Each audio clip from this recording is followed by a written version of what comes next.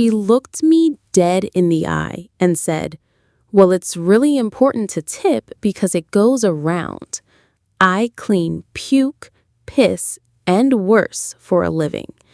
And in that moment, I knew exactly how to respond. If you've ever had someone look down on you just because of your job, smash that like button right now. This is a story about class, dignity, and a little 10-cent tip that made a point no lecture ever could. Subscribe and buckle in because this is going to be a deeply satisfying ride. I work in custodial at a big resort, and when I say custodial, I don't mean I'm polishing marble floors while listening to smooth jazz. I'm talking about the kind of work where you don't eat lunch for at least an hour after your shift because you've just spent the last 30 minutes cleaning up something that looked like it crawled out of a horror movie. Puke, piss, shit, guest bathrooms, employee bathrooms, you name it, I've cleaned it, including the ones the bar staff use after they've had one too many tasting samples during a shift.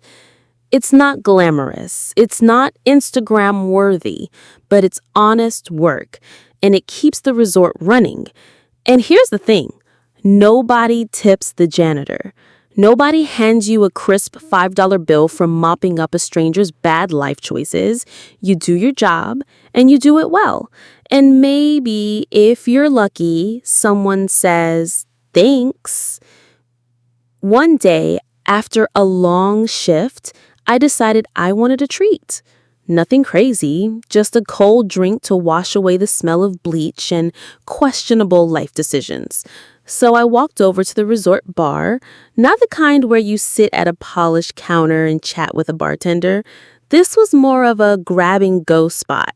I ordered a pre-made $9 drink.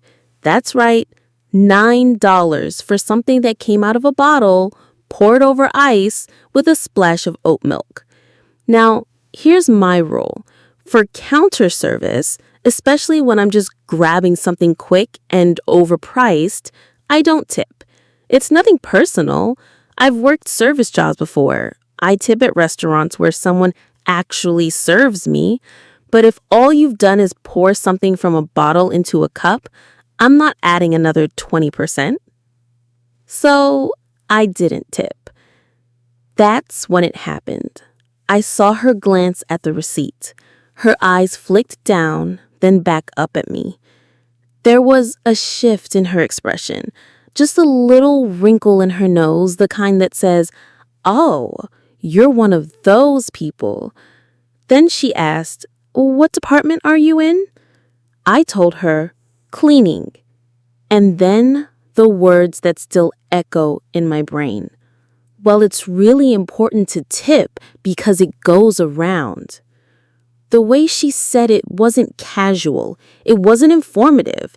It was sharp, passive-aggressive, like she was delivering a tiny little moral lecture wrapped in customer service politeness. I froze for a second, caught between shock and anger. Because here's the reality. When she says it goes around, she doesn't mean to me. The tip pool at the resort only covers people in food and beverage. Bartenders, servers, managers in that department, people like me, custodians, we don't see a single cent. So basically, she was telling me that I should tip so she and her coworkers, who never clean puke out of the carpet at 2 a.m., could get more money. And here's the thing about me. I'm not a confrontational person. I don't go around picking fights. But something about that comment, it burned.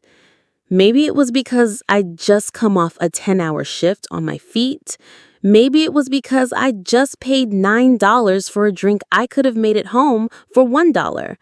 Or maybe it was because she assumed that because I clean bathrooms, I'm some kind of easy target for guilt tripping.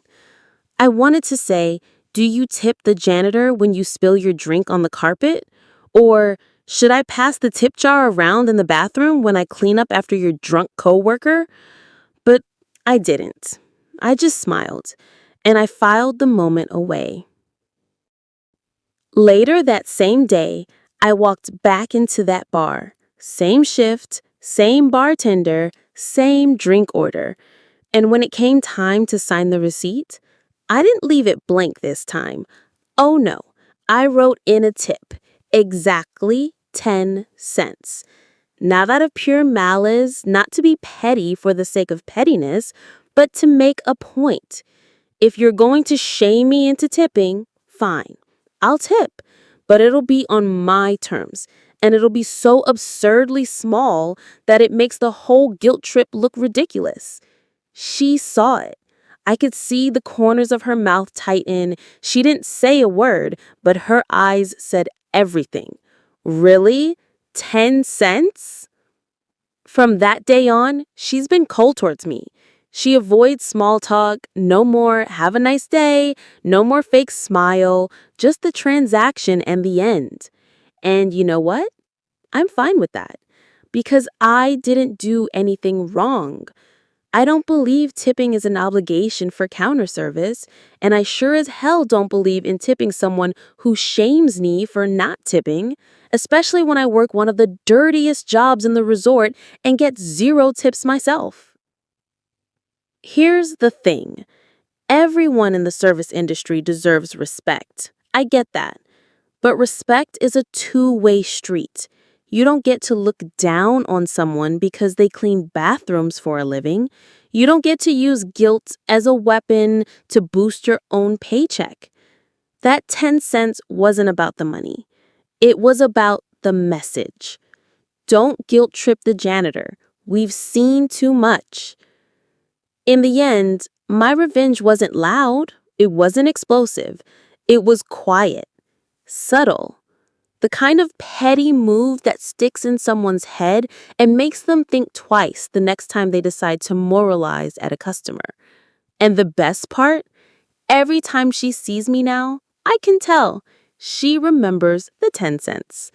Sometimes the most satisfying revenge isn't about ruining someone's life.